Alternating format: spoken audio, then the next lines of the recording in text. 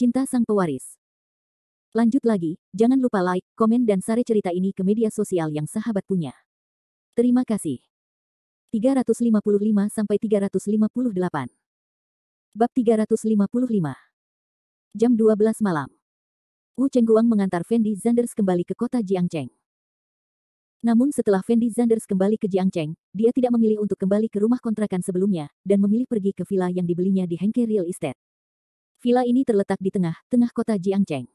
Pemandangannya sangat bagus. Tidak hanya taman dan kolam renang, tetapi juga berbagai fasilitas hiburan. Namun setelah Fendi Zanders membeli villa ini, dia tidak pernah tinggal di dalamnya sama sekali. Sebagian besar waktunya dia tinggal di rumah sewaan yang luasnya kurang dari 10 meter persegi itu. Fendi Zanders tahu bahwa dia mungkin akan segera kehilangan semua ini, jadi dia ingin menikmatinya selagi dia masih menjadi pemilik villa ini. Setelah memasuki villa, Fendi Zanders dengan hati-hati melihat dekorasi di dalam villa. Aula yang sangat mewah memancarkan suasana romantis dan khusyuk, dan pencahayaan yang rumit memancarkan semburan cahaya, membuat seluruh villa terlihat sangat megah. Dahulu kala, benda-benda ini sangat jauh dari Fendi Zanders, tetapi sekarang sangat dekat dengan Fendi Zanders. Fendi Zanders merasa semua ini seperti mimpi, yang sepertinya tidak nyata. Setelah berkeliling villa, Fendi Zanders kembali ke kamar tidur dan langsung berbaring di tempat tidur sepanjang hampir 2 meter. Saat Fendi Zanders berbaring, seluruh tubuhnya tampak menyatu dengan tempat tidur, begitu nyaman.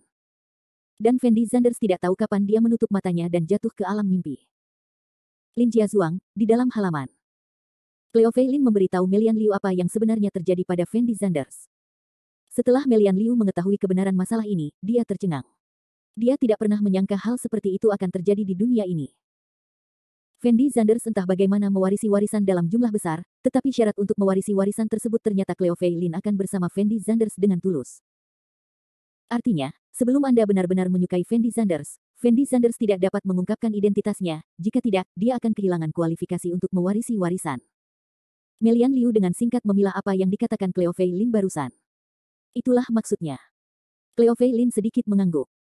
Orang-orang yang muncul hari ini adalah pesaing Fendi Zanders.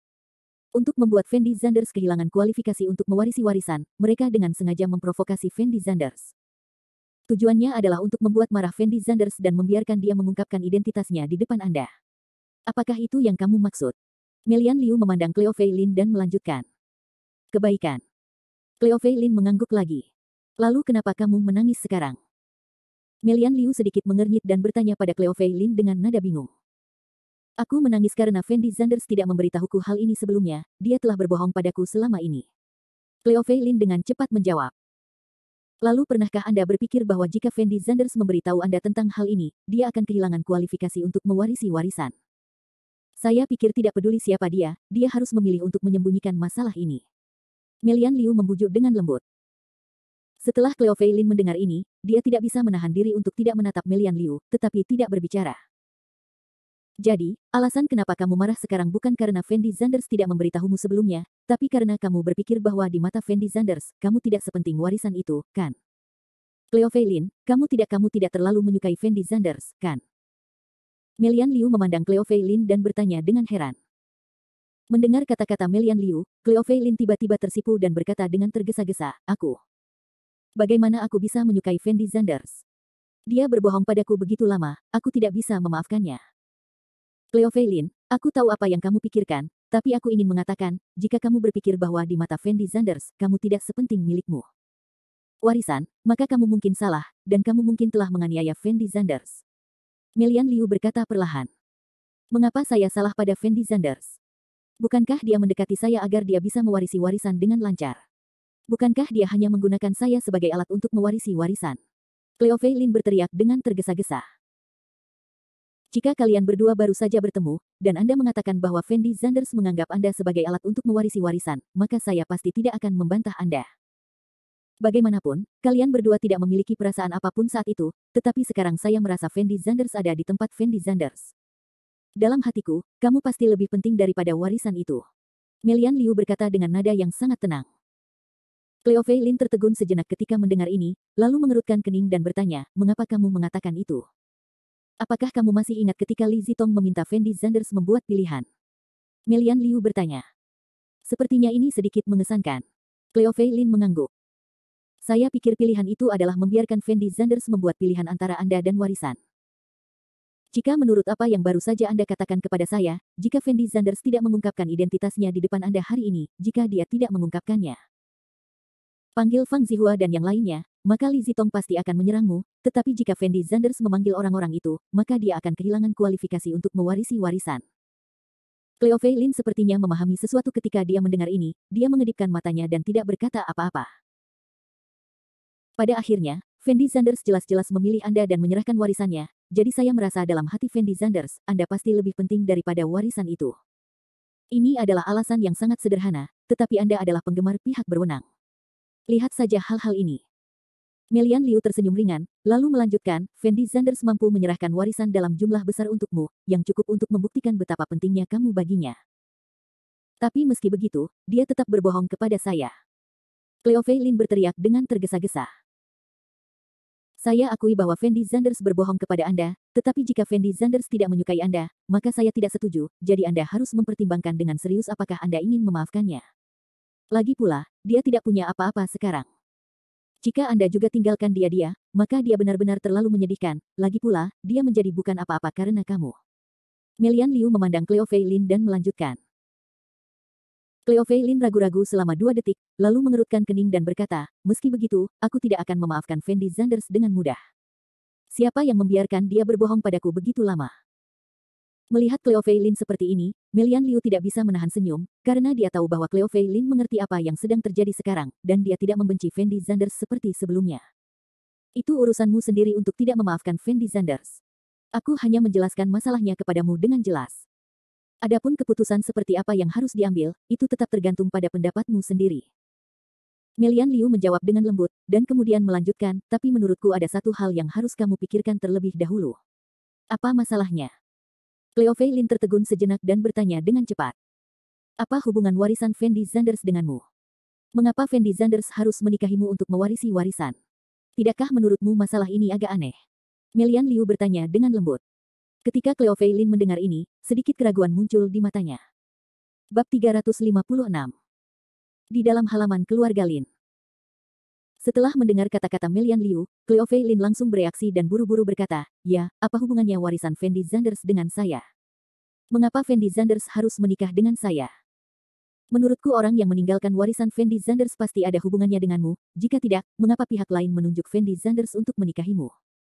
Melian Liu menganalisis langsung ke pokok permasalahan. Cleo Fei Lin juga merasa bahwa analisis Melian Liu masuk akal, jika tidak, hal-hal ini tidak akan masuk akal sama sekali. Jadi dia mengangguk sedikit, lalu berkata dengan suara rendah, menurutku juga begitu. Kalau begitu, tahukah kamu siapa yang meninggalkan warisan Fendi Zanders? Melian Liu buru-buru bertanya. Aku sangat marah saat itu, aku sedang tidak ingin menanyakan hal ini pada Fendi Zanders. Jawab Cleo Fei Lin tanpa daya. Melian Liu memutar matanya, lalu berkata dengan suara rendah, kalau begitu mengapa kamu tidak segera menelepon Fendi Zanders dan menanyakan masalahnya dengan jelas? Panggil Fendi Zanders. Aku belum memutuskan apakah akan memaafkannya atau tidak. Kata Cleo Fei Lin dengan suara rendah. Jika kamu malu menelepon Fendi Zanders, maka aku akan melakukannya. Melian Liu mengeluarkan ponselnya sambil berbicara, dan hendak menelepon Fendi Zanders. Tidak perlu, saya tahu ada seseorang yang seharusnya tahu lebih banyak tentang masalah ini selain Fendi Zanders. Cleo Fei Lin buru-buru mengulurkan tangannya untuk menghentikan Melian Liu, dan kemudian melanjutkan, Fang Zihua membiarkan Fendi Zanders mewarisi warisan ini, dan orang yang menandatangani kontrak dengan Fendi Zanders juga adalah Fang Zihua. Menurutku dia seharusnya lebih penting daripada Fendi Zanders. Pelajari tentang itu. Cleo Fei Lin mengeluarkan ponselnya sambil berbicara, lalu menemukan nomor Fang Zihua dan memutar nomornya. Jingle bell. Setelah telepon berdering 2 kali, Fang Zihua menghubungkan teleponnya, dan bertanya dengan lembut, Nona Lin, apa yang kamu perlukan? Tuan. Fang, aku ingin tahu apa hubungan warisan yang diwarisi Fendi Zanders denganku. Mengapa Fendi Zanders harus menikah denganku untuk mewarisi warisan? Cleo Fei Lin bertanya langsung pada intinya. Setelah Fang Zihua mendengar kalimat ini, dia tidak dapat menahan diri untuk tertegun sejenak, lalu berkata dengan suara rendah, sepertinya Tuan Zanders sudah memberitahumu segalanya, kan? Yah, Fendi Zanders sudah memberitahuku. Cleo Fei Lin mengangguk dan menjawab. Kalau begitu, aku tidak akan menyembunyikan apapun darimu. Warisan yang perlu diwarisi Tuan Zanders sekarang diserahkan kepadanya oleh Ketua Li Xiuqian. Fang Zihua berkata perlahan. Apa yang sedang dilakukan Li Xiu? Setelah Cleo Feilin mendengar ini, dia tidak dapat menahan diri untuk tidak terkejut selama beberapa saat. Sesaat, dan tatapan aneh muncul di matanya. Nona Lin, Anda seharusnya pernah mendengar nama ini sebelumnya, kan? Fang Zihua tersenyum ringan. Saya ingat ketika saya masih di sekolah menengah pertama, saya membantu seorang lelaki tua pulang ke rumah. Dia bilang dia tidak punya uang untuk membeli tiket pesawat. Saya membelikannya tiket pesawat dengan uang saku. Cleo Feilin bingung mengingatnya. Fang Zihua menjawab dengan enteng, lalu melanjutkan, pada awalnya, ketua lama kita gagal dalam bisnis dan berhutang banyak riba untuk hidup di jalanan. Para preman riba mengejarnya, dan ketua lama beruntung. Jalan-jalan di Jiangcheng selama beberapa hari, dia bertemu dengan seorang gadis kecil. Setelah mendengar pengalaman ketua lama, gadis kecil itu dengan murah hati memberikan uang sakunya. Uang itu diberikan kepada ketua lama, dan ketua lama diminta pulang, tetapi ketika ketua lama kembali ke keluarga Li, dia menemukan bahwa keluarga Li tidak menyambutnya sebagai pecundang, dan menolak memberinya makanan dan akomodasi. Pada akhirnya, Fendi Zanders kakeknya menerimanya, dan itu justru karena inilah ketua lama dapat mencapai seperti sekarang ini. Setelah Cleo Feilin mendengar kata-kata Fang Zihua, ekspresi wajahnya sangat luar biasa. Dia tidak pernah berpikir bahwa seorang lelaki tua yang secara tidak sengaja dia bantu ketika dia masih kecil akan menjadi orang yang sangat kuat. Berapa tahun kemudian, ketua yang lama masih mengingat kebaikan yang Anda dan Tuan Zanders berikan kepadanya, dan kakek Fendi Zanders hanya memiliki putri dari ibu Fendi Zanders, jadi ketua yang lama mengingat kebaikan ini dalam ingatan Fendi Zanders. Jika bukan karena kalian berdua, ketua yang lama pasti sudah lama meninggal, dan bahkan jika dia selamat, sangat mustahil untuk kembali lagi, jadi ketua yang lama berpikir bahwa dia bisa mencapai keadaannya sekarang karena keduanya. Dari kalian, terlebih lagi, ketua lama tidak memiliki anak dalam hidupnya, jadi dia akan membiarkan Nona Lin dan Tuan Zanders membagi semua warisannya secara merata setelah kematiannya. Fang Zihua berhenti sejenak, lalu melanjutkan, tetapi kemudian ketua lama khawatir kalian berdua akan berselisih karena warisan ini.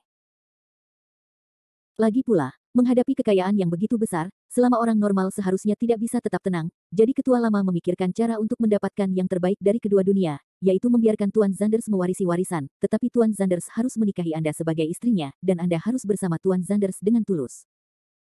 Itu akan menjadi milik kalian berdua, dan sebagai suami dan istri, kalian berdua tidak boleh berselisih atau berselisih paham mengenai hal ini. Apakah sudah aturan Li Xiuqian bahwa Fendi Zanders tidak boleh mengungkapkan identitasnya di depanku? Cleo Feilin bertanya dengan cepat. Ya, ketua lama khawatir Nona Lin, Anda akan bersama Tuan Zanders demi uang, jadi dia menetapkan bahwa Fendi Zanders tidak boleh mengungkapkan identitasnya. Lagi pula, jika Anda bersama Tuan Zanders demi uang, itu akan terjadi. Menyia-nyiakan ketua lama. Ini merupakan upaya yang sungguh-sungguh. Fang Zihua berkata perlahan. Cleo Feilin tiba-tiba menyadari bahwa pada saat ini, dia akhirnya memahami seluk-beluk masalah ini. Meskipun masalah ini terdengar agak sulit dipercaya, Cleo Feilin menganggap penjelasan Fang Zihua sangat dapat dipercaya. Bagaimanapun juga, saya pernah membantu seorang lelaki tua bernama Li Xiuqian ketika saya masih kecil, dan Fang Zihua dapat menceritakan masalah ini dengan akurat sekarang, yang berarti bahwa masalah ini kemungkinan besar benar. Lalu siapa wanita yang muncul di Hotel Lis Hui hari ini? Cleo Feilin ragu-ragu sejenak, lalu melanjutkan bertanya. Dia adalah adik perempuan Li Yuankang, Li Zitong, dan Li Yuankang adalah cucu dari ketua lama. Secara hukum, Li Yuankang adalah pewaris tunggal dari ketua lama, tetapi hubungan antara ketua lama dan keluarga Li tidak begitu baik. Bagus. Oleh karena itu, dia tidak menyerahkan warisan kepada Li Yuankang, tetapi kepada Tuan Zanders. Li Yuankang tahu bahwa selama Fendi Zanders mengungkapkan identitasnya di depan Anda, dia akan kehilangan kualifikasi untuk mewarisi warisan, jadi dia bertanya Li Zitong datang untuk memprovokasi Fendi Zanders. Maple. Fang Zihua menjelaskan dengan sangat sabar. Jadi ini ya. Cleo Feilin menarik napas dalam-dalam setelah mendengar ini. Nona Lin, sebenarnya ada satu hal lagi yang ingin saya minta bantuan Anda. Fang Zihua berkata tiba-tiba. Apa masalahnya? Cleo Feilin terdiam sejenak dan bertanya dengan ragu. Bab 357. Keesokan harinya, jam 8 pagi. Terletak di sebuah villa di pusat kota Jiangcheng. Fendi Zanders perlahan membuka matanya, lalu duduk di tempat tidur dan dengan hati-hati melihat kamar tidur yang sangat mewah ini, dengan senyuman tak berdaya di wajahnya. Saya tidak tahu berapa lama saya bisa tinggal di sini. Fendi Zanders tidak bisa menahan nafas, lalu bangkit dan bersiap pergi ke kamar mandi untuk mandi, dan kemudian memanfaatkan fakta bahwa dia masih memiliki hak untuk mengontrol warisan, dan menyia-nyiakannya. Lagi pula, setelah Fendi Zanders mewarisi warisan, selain membeli beberapa villa, dia tidak membeli apapun untuk dirinya sendiri. Jadi dia berencana membeli beberapa rumah lagi. Bahkan jika Li Yuankang dan yang lainnya benar-benar merampas hak warisnya, dia masih bisa menjual rumah tersebut, sehingga dia bisa hidup nyaman selama sisa hidupnya. Beberapa menit kemudian, Fendi Zanders selesai mencuci. Setelah keluar dari kamar mandi, Fendi Zanders mengeluarkan ponselnya dan menghubungi Liu Chenwei.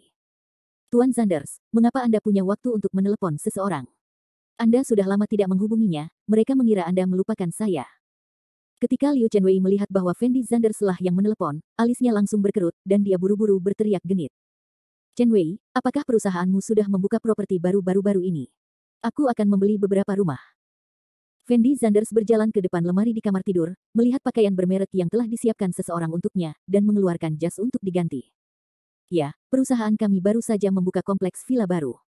Jika Anda tertarik, Tuan Zanders, saya dapat mengajak Anda melihatnya sekarang. Liu Chenwei berteriak dengan ekspresi yang sangat bersemangat. Villa seharusnya tidak mudah dijual, bukan? Fendi Zanders bertanya dengan bingung. Tuan Zanders, apakah Anda berencana membeli rumah untuk investasi? Liu Chenwei bertanya dengan bingung. Baiklah, saya berencana membeli beberapa set lagi dan menjualnya setelah harganya naik. Apakah Anda punya rekomendasi bagus?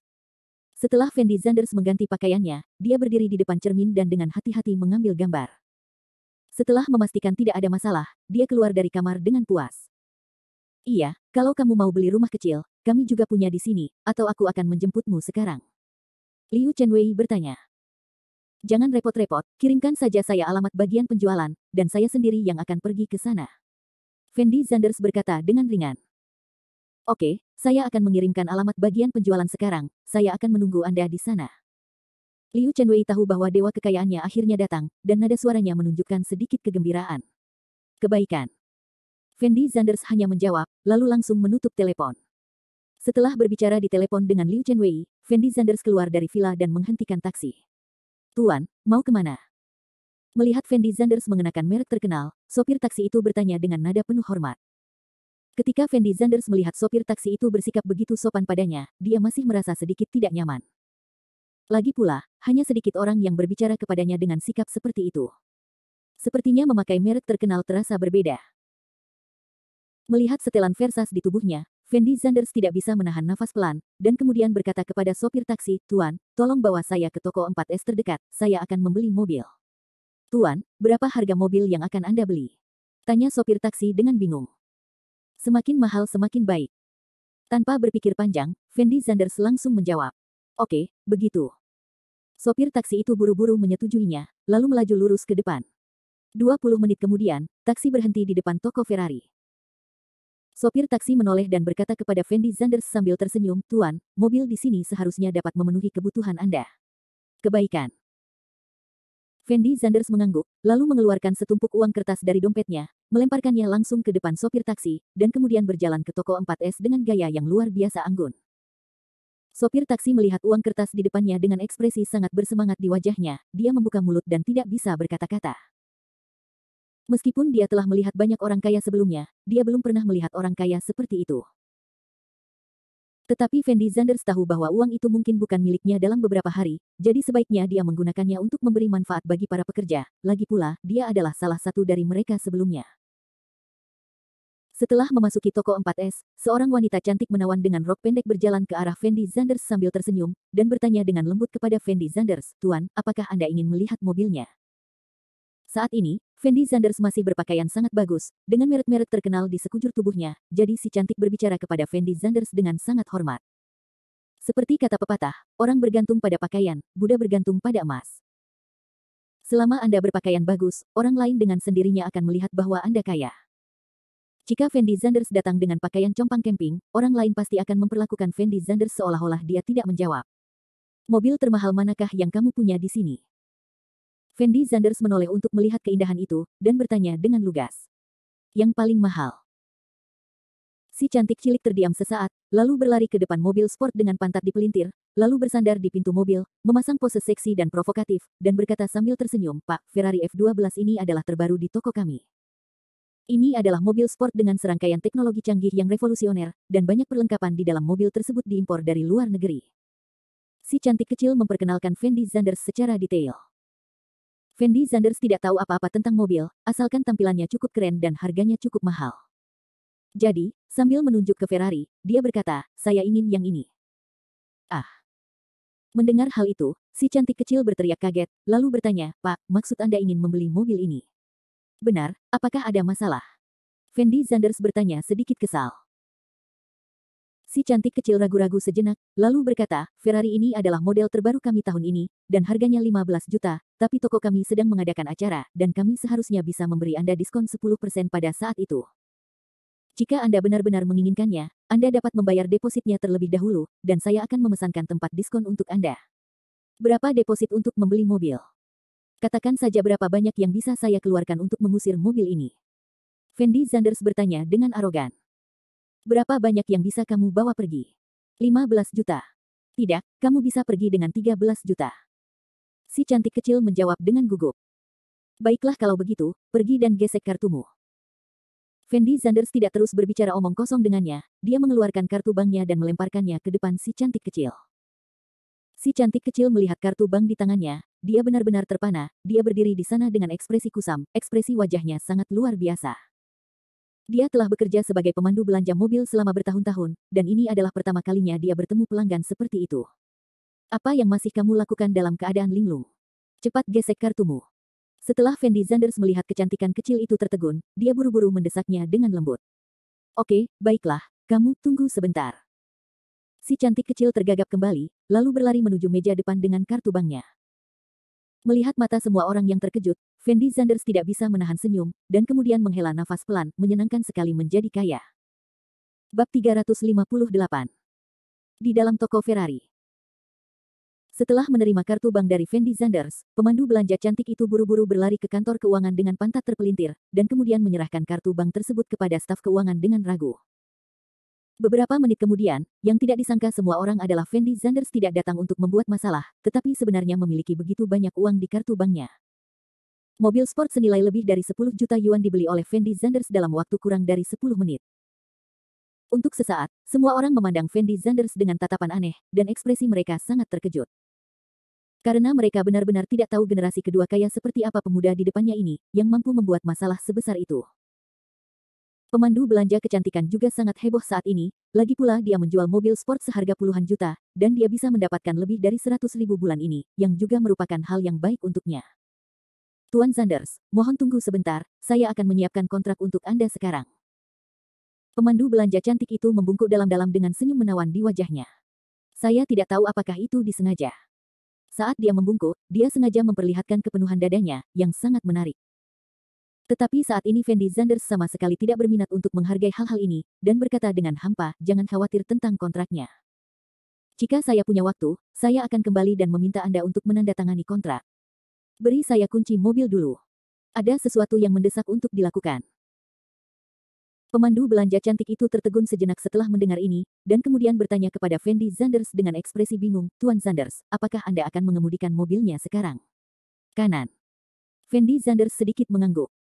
"Tapi mobilmu belum memiliki plat nomornya, jadi kamu belum bisa berangkat." Pemandu belanja cantik itu buru-buru mengulurkan tangan untuk menghentikan Fendi Zanders. "Tidak ada yang tidak bisa diperbaiki dengan uang." Fendi Zanders menjawab dengan dominan, lalu melihat ke pemandu belanja yang cantik dan melanjutkan, "Berhenti bicara omong kosong, saya baru saja membayar mobilnya, cepat ambilkan saya kunci mobilnya, oke, oke." Petik 2.